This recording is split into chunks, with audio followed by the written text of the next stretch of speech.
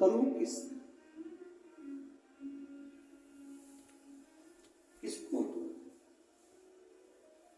तब कहा, बेटी जितनी तू शंकर की आराधना करती है, जितनी तू शिव जी की उपासना करती है, तेरा पति भी शंकर की आराधना करने वाला होना चाहिए।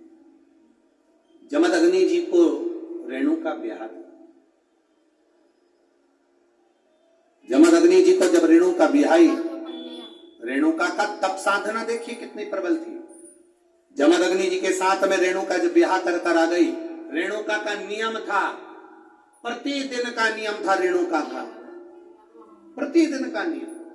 एक मट्टी को इकट्ठा करती, मट्टी को इकट्ठा कर कर उसका हंडा बनाती, घड़ा बनाती, पात्र बनाती, कच्चा घड़ा, कच्चा पात्र। मेरा निवेदन है यहाँ पर जितनी माताएं बैठी हैं, एक बार प्रयोग कर कर देखना कि आप मट्टी लाओ, मट्टी का हंडा बनाओ, मटकी बनाओ और उस मटकी में कहीं जाकर जल भर कर लेकर आना, अपने सिर पर रखकर। मटकी टूटेगी कि नहीं टूटेगी? अरे बोलो तो जम के टूटेगी ना, क्योंकि वो पकी नहीं, सही से बनी नहीं है, मटकी टूट जाएगी।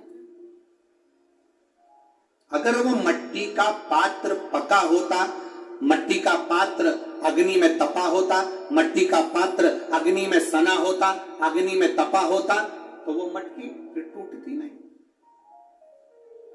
अगर वो तपा हुआ है, अगर वो तपा अग्नि में तपा हुआ है तो वो नहीं टूटेगा, और वो अग्नि कच्चा पात्र है तो टूटेगा, पका नहीं है तो टूटता है। रेणुका का नियम था, मट्टी का पात्र बनाती, मटका हंडा बनाती और हंडे को लेकर जब नदी पर जाती, जल भर कर लाती, जल भर कर,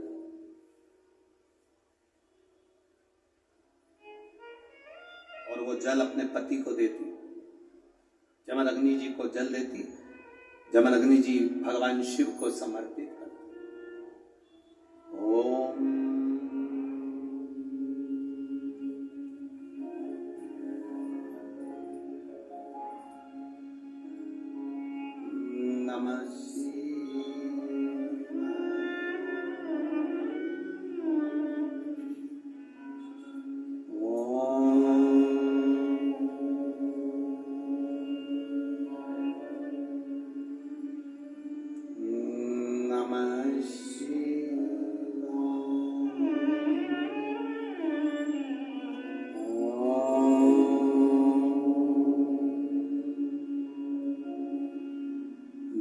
नमः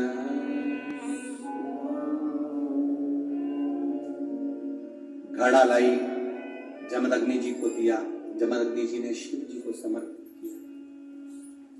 कच्चे घड़े में जल भरना, लाना, शंकर जी के लिए अपने पति को देना, समर्पित करना।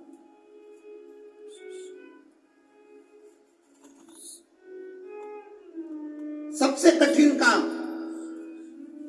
कच्चे घड़े में जल भरकर लाकर पति को देना और जल समर्पित करना। एक बार जमदग्नि जी के मन में भाव प्रकट हो गया कि मेरी पत्नी रोज घड़ा बनाती है, रोज हंडा बनाती है, रोज कच्चा घड़ा तैयार करती है और रोज जल भर कर लेकर आती है। मेरी धर्म पत्नी, आखिर ऐसा क्या तप साधना, ऐसा क्या तप बल, ऐसी क्या प्रबलता जो कच्चे घड़े में जल भर कर लाती है? कच्चे घड़े में जल भर कर लाना।